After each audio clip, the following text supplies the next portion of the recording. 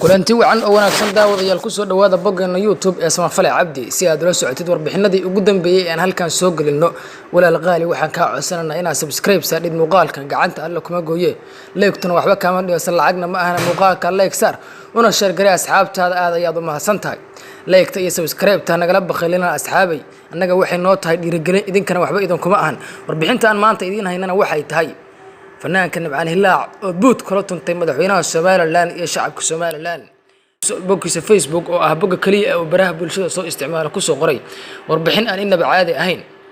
wada hadallo ayaa u socday madaxweynaha Soomaaliland iyo madaxweynaha Soomaaliya Maxamed Cabdullaahi Farmaajo wada hadalladaas oo ah kuwii ugu horeeyay abid ka dhaca magaalada Djibouti ee caasimadda dalka Djibouti ayaa shalay qabsamay warar hordhaca oo soo baxay ayaa shalay sheegay in shirkaasi lagu kala kacay inkastoo wasiir Faratoon uu sheegay in shirkaasi aan lagu kala kicin oo ay been abuur tahay wararkaasi fanaaniin badan iyo wariyaal badan oo baraha bulshada isticmaala ayaa arrintaani ka hadlay waxaana lagu tilmaamay wada hadalladaasi inay yihiin kuwii ugu horeeyay ee abid halkaasi ka dhaca si bulshada Soomaaliyeed ay noqoto bulsho isku mid ah muddo ka badan rubuc qarni fanaanka Nimcaan Hilaac oo bogaadin u jeedinaya madaxweynaha iyo shacabka Soomaaliland ayaa ugu baaqay madaxweynaha Soomaaliland inuu u tanaasulo xukuumadda federaalka Soomaaliya si bulshada Soomaaliyeed ay u noqoto kuwa hal ah oo ay u soo ceshato qarannimadeedii iyo sharafkeedii laakiinse hadalladaas uma eg kuwa ku dhacay dhaga duxaya ee waxay u eg yihiin kuwa aan waxba laga qaadayn oo halkaasi ku burburaya inkastoo ay arrintaasi jidhana waxa baraha bulshada la isla dhex qaadaya in uu Faysal Cali Waraabo uu sheegay hadii madaxweynaha Soomaaliland uu ku soo laabto dalka oo uu la soo sheey Farmaajo inuusan la soo gali karin caasimadda Hargeysa ee dalka Soomaaliland